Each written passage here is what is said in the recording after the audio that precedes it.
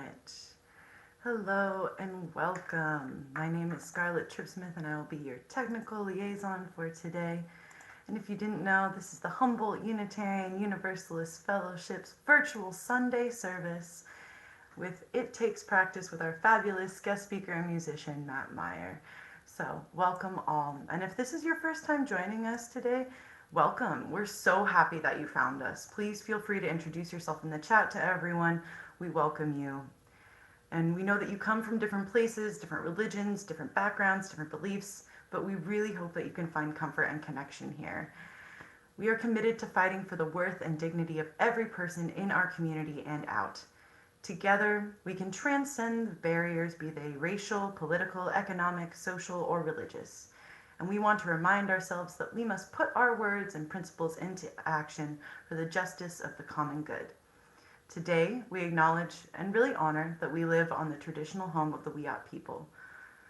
And we are so glad that you are here to join us in engaging with this work by embracing diversity and empowering those connections. We ask that if you feel comfortable, please keep your cameras turned on so that we can see all of your beautiful faces. As you can see, you are muted. However, later after the service, we will be having our virtual coffee hour where you will be able to converse with your fellow community congregants. It's our UU tradition to take part in sharing the joys and sorrows that weigh on our hearts. In this space, may you feel free to share with us and let us hold you. Today, we have Pat McCutcheon taking our joys, sorrows, and celebrations. So if you feel called, please send them to Pat McCutcheon in the chat. Join us on May 8th from 10 a.m. to 12 p.m. at the Humboldt Unitarian Universalist Fellowship in Bayside in honor of Earth Day. Join us for a fun, outdoor, socially distanced celebration of spring and ongoing commitment to the earth in our home. It was going to be yesterday, but we got rained out. So come on down for crafts, hula hoops, croquet on the lawn, music, plus both the Climate Action Campaign and Cooperation Humboldt's food team will be on hand to share a bit about what they do for the planet and for our community. So bring your favorite masks, and yeah, thanks for your cooperation in advance. And again, it's because of sermons like today and guests like Matt Meyer that really make UU worthwhile, where we can share and we can continue to keep the mission of our congregation alive through empowering others within and without our community. And now, in this time and in this place, I'd like to welcome you and thank you for sharing your presence with us today. And without further ado, I'd like to introduce you to our worship associate for today, Pat McCutcheon, for our Chalice lighting and Aspiration. Thank you. Good morning. Our chalice lighting words for this day come from Marnie Singer, appropriately enough. She says, "The chalice is the container, the space where the musicians and the listeners gather. The candle is the fuel, the hours of practice and the life experiences of everyone in the room. The wick is the instruments and vocal cords through which the music will flow. And the flame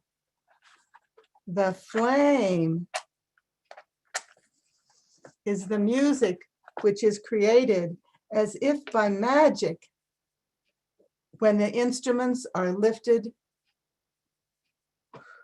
the breath is inhaled, and the downbeat is nodded. May this flame ignite the music within us all."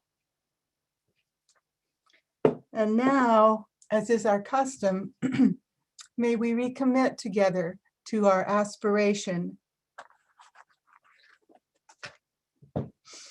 May love be the spirit of this fellowship. May the quest for truth be its sacrament and service be its prayer. To dwell together in peace, to seek knowledge in freedom, and to help one another in fellowship. This is our aspiration. And now I'd like to tell you a little bit about our guest speaker, Matt Meyer. He is a lifelong Unitarian Universalist with a long background as a musician and worship leader for UU congregations. He lives in Boston, but travels as an itinerant worship leader, bringing the good news of Unitarian Universalism to hundreds of congregations all over the country. He serves as the Director of Operations for Sanctuary Boston, a contemporary UU worship community with rock and music and engaging worship. Matt is also a founding organizer of the UU Song Leaders Convergence, a gathering for all UUs who love community singing to share skills, best practices, and of course, songs in order to build a more musical movement together. Matt's children's story, which you're about to hear, Desmond Gets Free, was recently published by Skinner House Press. To get a copy, check out the links in the chat. Go, Matt. Well, I'd love to share this story with you all. Desmond Gets Free. There's a picture of Desmond there. The UU Association just published this book last month, and so I'm excited to share the story with you. Now, Desmond the mouse lived in the most beautiful meadow in all the land. Every morning, Desmond would wake with the sunrise and spend the whole day playing in the meadow. And every night he would go to sleep under the beautiful starry sky in the middle of that meadow. Except for one night, though, Desmond awoke to find that it was still dark out. He tried to roll over, get more comfortable, go back to sleep, but something wasn't right. He could hardly move, and his tail was throbbing with pain. Reaching behind him, he felt that there was some sort of boulder had stuck his tail to the ground, had somehow rolled into the middle of the meadow. And he tried pushing on the boulder to get free. And he tried tugging on his tail to get loose. And he tried pushing and tugging and tugging and pushing until he was just about out of breath, when he saw a giraffe pass by through the meadow. Good news, he thought. He called out, "Oh, giraffe, it seems that some kind of boulder has fallen just on my tail in the middle of the meadow. If you could use your strong legs to nudge it just a few inches in the other direction, I could get free." The giraffe laughed at Desmond the way giraffes do. "Silly mouse, that's no boulder that's fallen on your tail. That is an elephant that has fallen asleep just on your tail in the middle of the meadow." Well, that's good news, thought Desmond. If you could just wake the elephant gently and ask him to roll over just a few inches in the other direction, I could get free. "I don't know about that," said the giraffe. "You know what they say about letting sleeping elephants lie. I find it's best not to get involved in other animals' business. I find it's best to remain neutral in times like this." Well, Desmond sighed, "I do not appreciate your neutrality." The giraffe wandered off, leaving Desmond alone. He tried calling out to the elephant to wake it up as loud as he could, but his little mouse voice was just too far from those giant elephant ears at the way other end of that giant elephant body. He tried again, pushing on the elephant to get free and tugging on his tail to get loose, and pushing and tugging and tugging and pushing, but it was no use.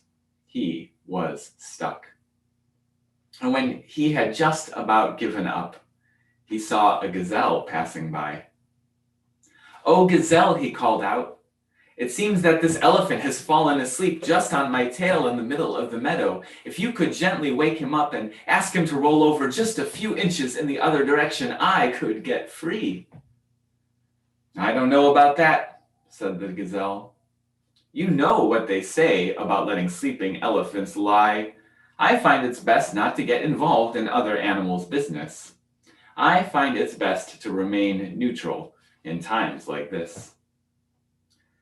The gazelle wandered off, and Desmond said, almost to himself this time, "I do not appreciate your neutrality."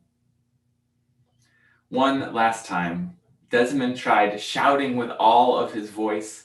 He tried pushing with all of his might and tugging with all of his strength. And he tried pushing and tugging and tugging and pushing. And when he had just about given up for the last time, he saw another animal pass by through the grass. This time it was a mouse. He called out and the mouse ran over and introduced himself. "My name's Nelson. What seems to be the problem?" No sooner had Desmond explained the situation than Nelson ran all the way around to the other side of that giant elephant body. And he called up to those giant elephant ears at the top of that giant elephant head. "Excuse me," he said. "It seems you've fallen asleep just on my friend's tail in the middle of the meadow. If you could roll over just a few inches in the other direction, he could get free." The elephant heard Nelson's little mouse voice way down on the ground, but it was just too quiet, and the elephant was just a bit too comfortable. It didn't budge. So Nelson ran back to Desmond and said, "I think I might have an idea. Don't move." He ran off into the grass, leaving a confused look on Desmond's face. And just when Desmond was starting to get worried again, Nelson emerged through the grasses, but this time he wasn't alone. He had found 3 mouse friends, and each of them had found another 3 mouse friends. The whole group of them ran all the way to the other end of that giant elephant body, and one mouse climbed up on the shoulders of another, and another on theirs, until they had a whole mouse ladder all the way up the back of that giant elephant head. And at last, Nelson climbed up the shoulders and backs carefully and gently all the way up the top of that giant elephant head until he stood right at the opening of that giant elephant ear. And he shouted with all his might, "Excuse me. It seems you've fallen asleep on my friend's tail in the middle of the meadow. Roll over just a few inches so he can get free." And with a big, low grumble, the elephant rolled over just a few inches in the other direction. Nelson and the other mice climbed back down to the ground, and they met up with Desmond, who was free, and they spent the whole rest of that day playing together in the middle of that beautiful meadow. Archbishop Desmond Tutu has said, "If you are neutral in situations of injustice, you have already taken sides with the oppressor." He said, "If an elephant stands on the tail of a mouse, the mouse will never appreciate your neutrality." As Unitarian Universalists, we have articulated in our principles the goal of justice and equity and compassion. And that means taking sides sometimes. Taking sides for a better world, working together to take sides for justice and equity and compassion. It means doing what we can to work together and side with love. May it be so, and may we make it so. Our opening hymn this morning is "Blessed Motion" by Annie Zylstra. The song was written when she was inspired by the words of Martin Prechtel, who spoke of what it was like to survive an earthquake in Guatemala. Prechtel spoke of what it was like to see the ground beneath his feet, that which had always been so permanent and so solid, suddenly rise up in motion. And he said that the myth of believing in solid ground is a myth believed by those that live on the earth, rather than those who live as a part of the earth. For the last year now, I have been constantly searching for a sense of grounding, even as it feels like the ground beneath me is shifting constantly. And so if that's been true for you as well, I invite you into the spirit of this song, to be in motion with the earth, to be in movement together. As for all of our music this morning, I invite you to sing along at home, even though you're muted.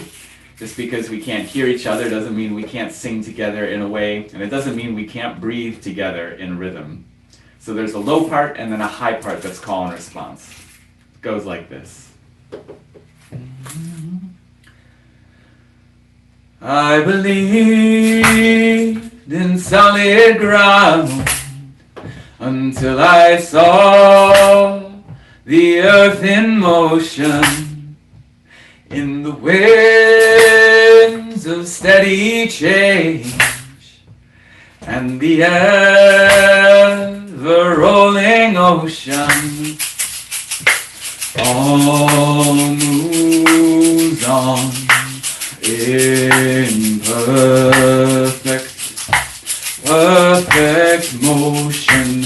All is change and ever rolling ocean. All moves on. We'll do that little part 2 more times.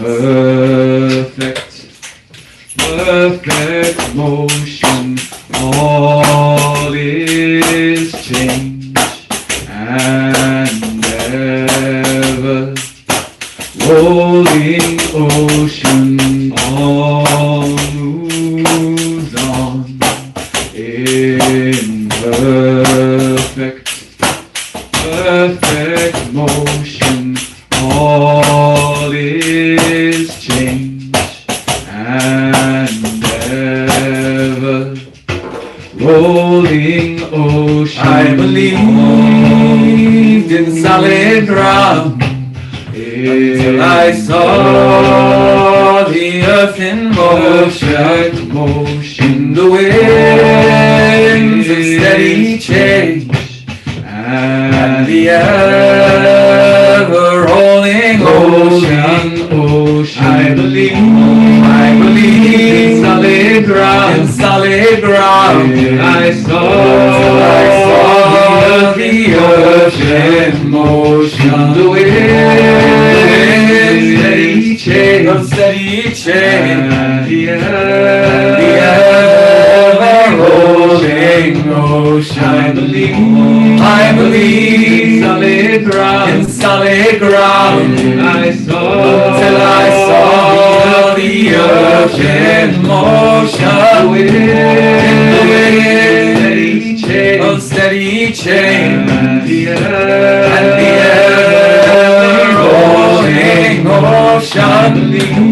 I believe in solid ground. I saw till I saw the earth in motion, in the wind steady change, and the ever rolling ocean. I believed in solid ground until I saw the earth in motion, in the winds of steady change, and the ever rolling ocean. I believed in solid ground until I saw the earth in motion.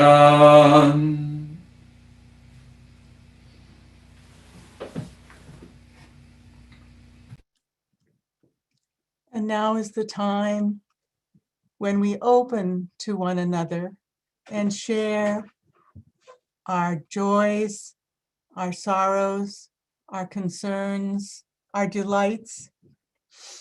I'll be looking in the chat for your messages, and I will drop a stone in this bowl of water, and the ripples will go out to all of us who are listening. The first one comes from Suli Mossman. Happy 94th birthday to Aiko Uyeko today, and happy end of April birthdays also to Sina Marina and Sylvia Shaw. Are there any more messages in the chat?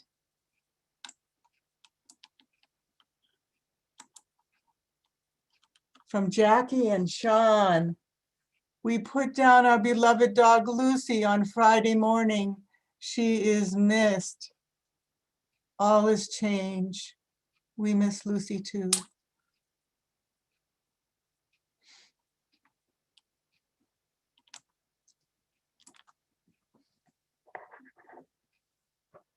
And now, one more stone for all that remains in our heart, unspoken.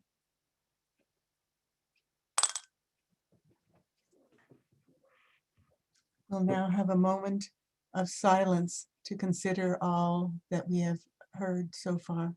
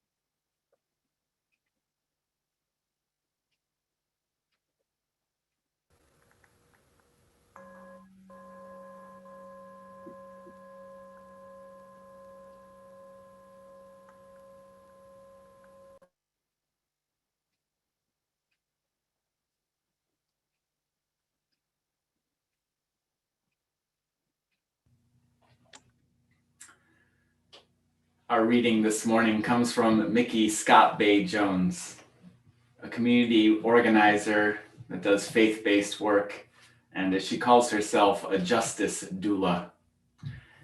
This is her invitation to brave space. Together we will create brave space, because there is no such thing as safe space. We exist in the real world. We all carry scars, and we have all caused wounds. In this space, we seek to turn down the volume of the outside world.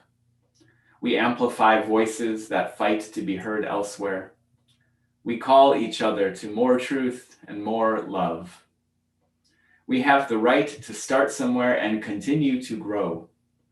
We have the responsibility to examine what we think we know. We will not be perfect. This space will not be perfect.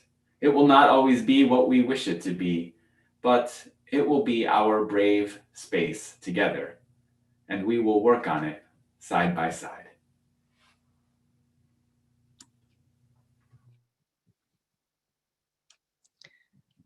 What We Say Yes To by Erica A. Hewitt. The offering that we take each Sunday isn't just a stale habit. It's an opportunity to recommit to this place, to this people.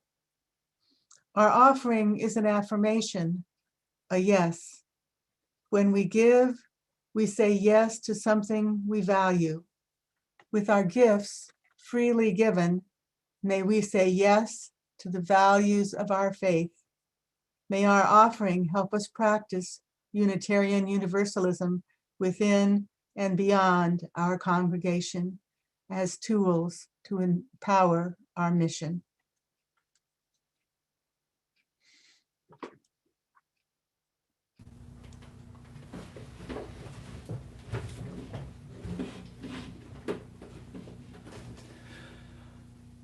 Oye, mi gente, traemos la fuerza.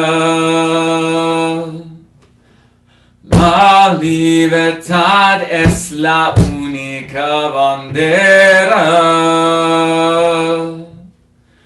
Oye, mi gente, traemos la fuerza. Listen, my people, we bring the power. La libertad es la única bandera. Liberty is the only flag. Oye, mi gente, traemos la fuerza. La libertad es la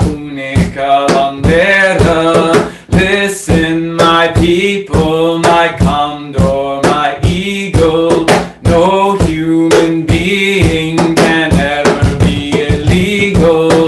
Listen, my people, my condor, my eagle. No human being can ever be illegal.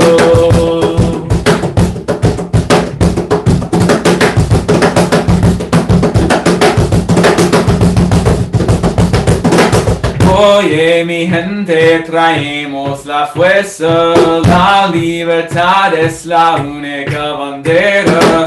Oye, mi gente, traemos la fuerza, la libertad es la única bandera. Listen, my people, my condor, my eagle. No human being can ever be illegal. Listen, my people, my condor, my eagle. No human being can ever be illegal.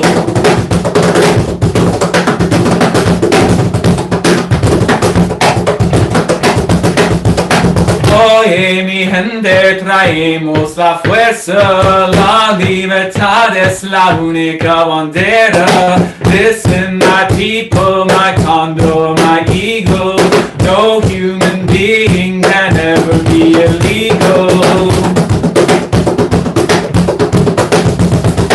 Listen, my people, my condor, my eagle. No human being can ever be illegal. No human being never be illegal. No human being can ever be illegal.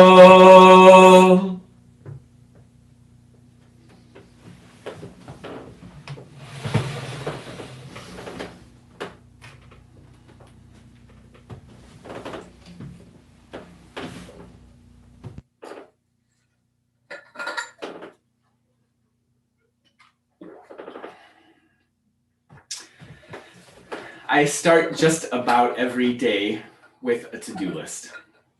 Between you and me, it's usually an overly ambitious to-do list, and on most days, I struggle to cross everything off of it.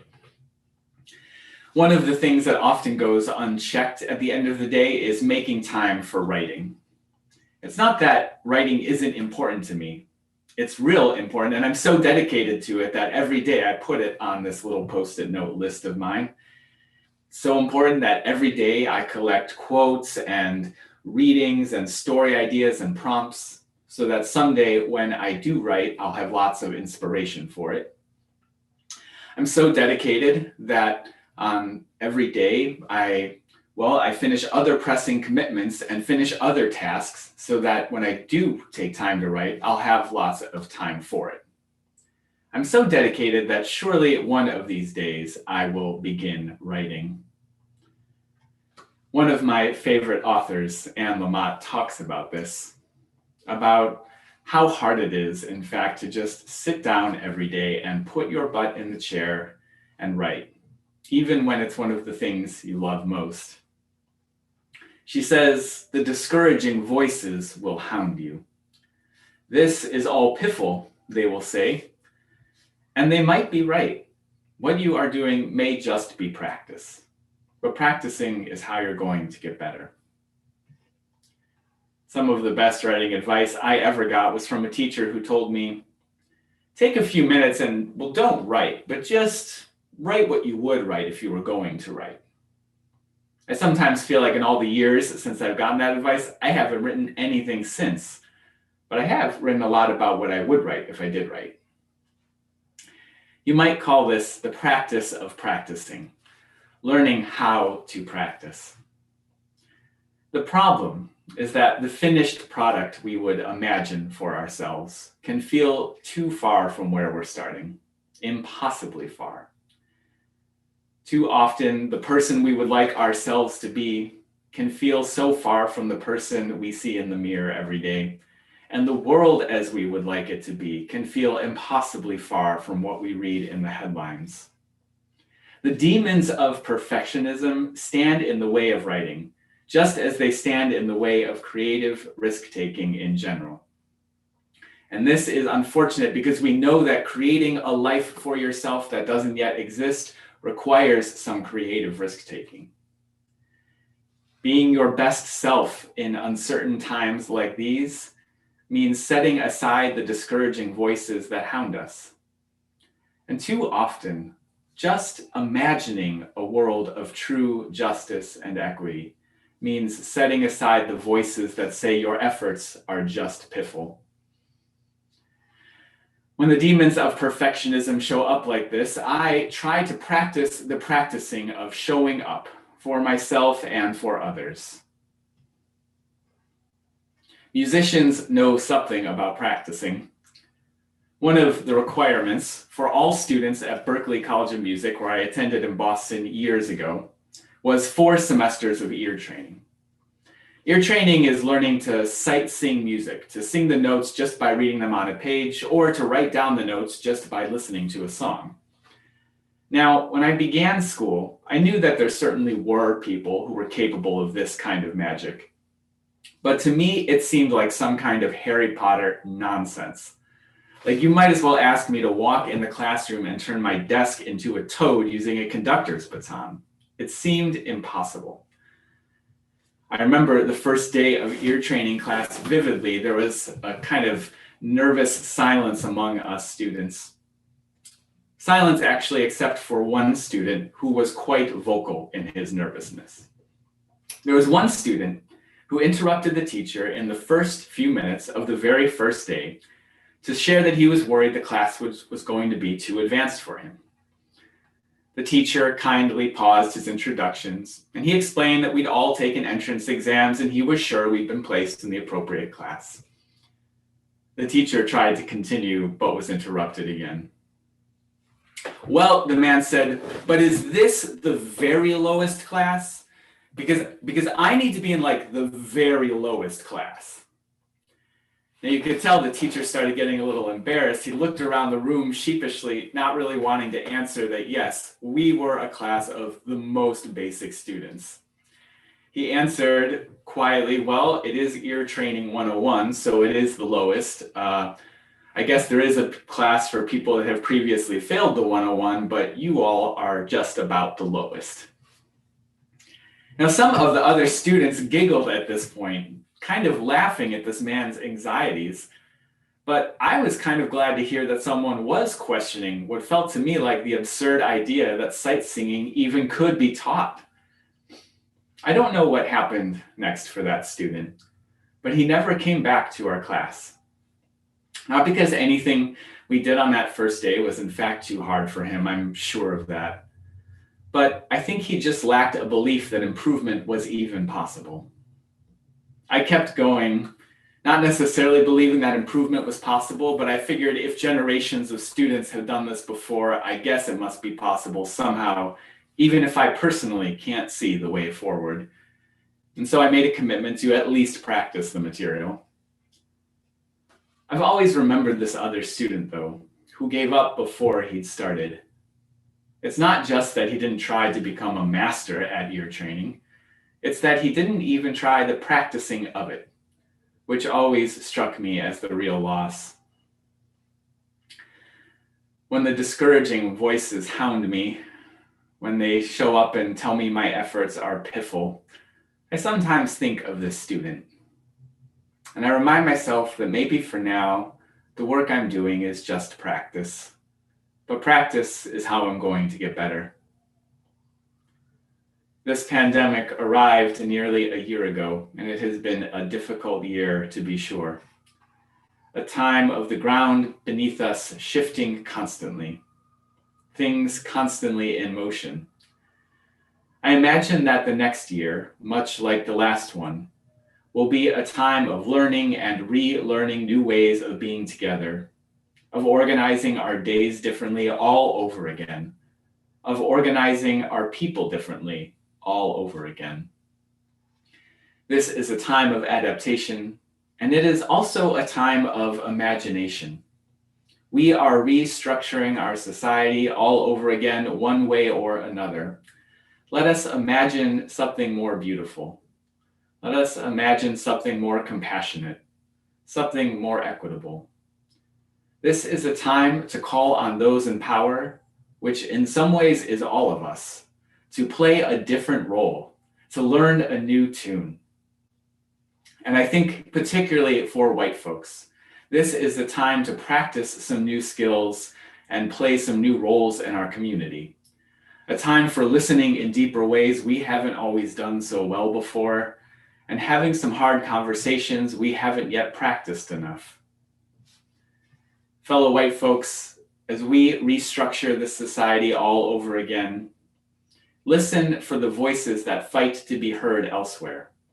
When you hear people of color making demands, whether in your communities or in the newspaper, now is the time to practice amplifying those voices by repeating them in calls to your representatives and to your colleagues and to your family.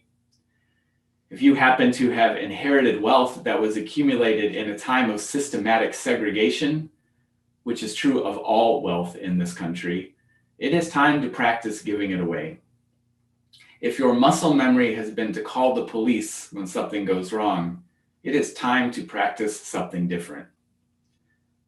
I won't all of a sudden do all of these things, but I will practice doing them.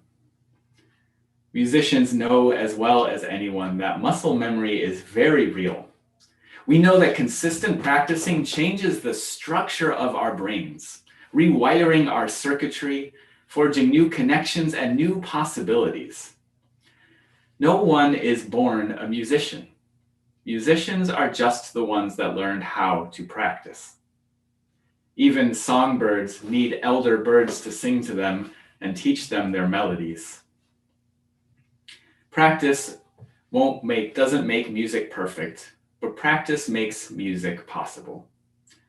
And so let us practice the practicing together, showing up for ourselves and for each other to build that new world of justice and equity and compassion. Practice won't make the world perfect, but it makes a better world possible. Someday, I want to be a true expert in justice and compassion. Someday I want to be well practiced at creating that brave space, even when there's no such thing as safe space. Someday I want to be masterful at amplifying the voices that fight to be heard elsewhere, and I want to be skillful at speaking more truth and more love. Someday I want to be part of transforming our so-called justice system that has hurt so many so deeply. I want to be part of shifting our education system that fast tracks some to college and others to prison. And I want to be part of transforming our energy sector that's been working overtime to overheat our planet. These are daunting tasks, to be sure. And on most days, learning to transcribe a symphony seems more manageable than any one of them. But that's okay, because for now, I don't have to do those things. I just need to practice doing what I would do if I were doing them. So beloveds, don't promise to be your best self today. Just be the person you would be if you were practicing being your best self. Don't try to rebuild a new world in the image of love this week. Just practice doing what you would do if you had committed to such things. You have the right to start somewhere and continue to grow. We all have the responsibility to examine what we think we know. And so let us start together. Let us grow together. And let us practice together. May it be so. Our closing song this morning is by Sarah Lynch Thomason, a climate justice activist in Appalachia. This song, like the best music, and I would say like the best faith communities, calls us not to turn away from the difficult things, not to ignore the crises of our time, whether they be climate chaos or white supremacy, but to name them honestly, to face them directly, and to move forward to address them together in community. I invite you to sing along at home.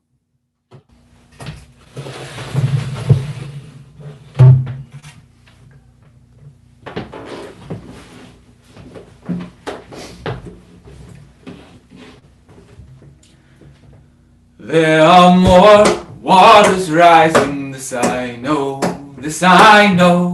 There are more waters rising, this I know. There are more waters rising, they will find their way to me. There are more waters rising, this I know, this I know.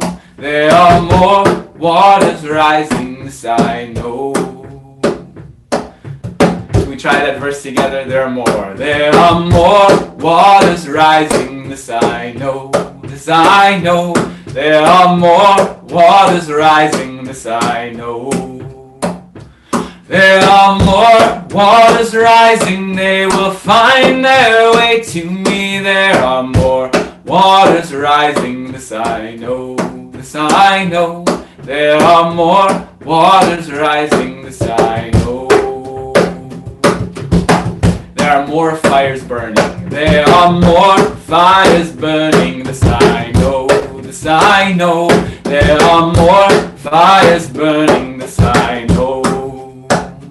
There are more fires burning, they will find their way to me. There are more fires burning, this I know, this I know.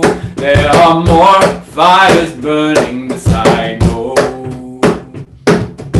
There are more mountains falling, there are more mountains falling, this I know, this I know. There are more mountains falling, this I know. There are more mountains falling, they will find their way to me. There are more mountains falling, this I know, this I know. There are more mountains falling, this I know.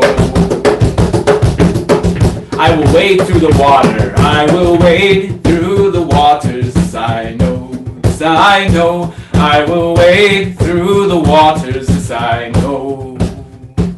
I will wade through the waters when they find their way to me. I will wade through the waters, this I know, this I know. I will wade through the waters, this I know. I will walk through the fire, I will walk through the fire, this I know, this I know. I will walk through the fire, this I know. I will walk through the fires when they find their way to me. I will walk through the fires, this I know, this I know. I will walk through the fires, this I know. I will rebuild the mountains, this I know, this I know. I will rebuild the mountains, this I know. I will rebuild the mountains when they find their way to me. I will rebuild the mountains, this I know, this I know. I will rebuild the mountains, this I know. There are more waters rising, this I know, this I know. There are more waters rising, this I know. There are more waters rising, they will find their way to me. There are more waters rising, this I know, this I know. There are more waters rising, this I know.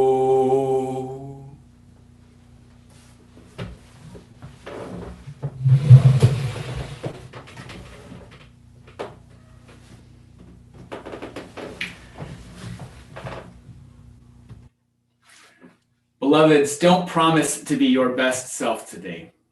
Just be the person you would be if you were practicing being your best self. Don't try to rebuild a new world in the image of love this week, no matter how bad we need it. Just practice doing what you would do if you had committed to such beautiful things. You have the right to start somewhere and continue to grow, and so let us start together and grow together, and let us practice together. Go in peace, go in love, and go and be blessed as you are a blessing to others.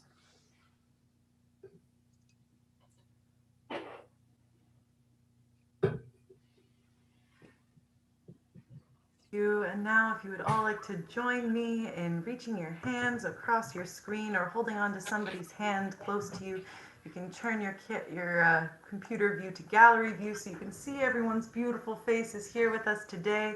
And please join me in singing Go From Here in Peace as we do. every Sunday.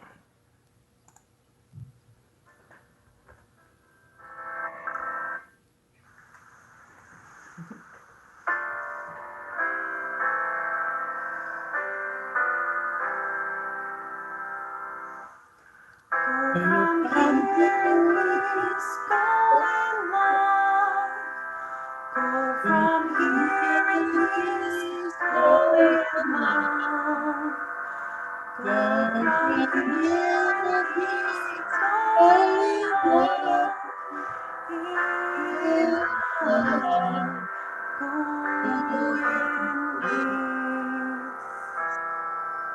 Shalom, salam alaikum, blessed be, ashe, aho. Thank you. Namaste. Stick around for our virtual coffee hour and our dance party, and let us know if you have any thoughts about practicing what you would practice if you were practicing practice. Thank you. And you all have the magical power to unmute yourselves if you feel so comfortable at this time. Thank you, Matt. Thank you, Pat. Thank you so much for just, I really enjoyed the sermon today. I got to really enjoy it. So I'm going to take it with me and I'm going to practice being a better version of me if I was that better version of me. How about anyone else?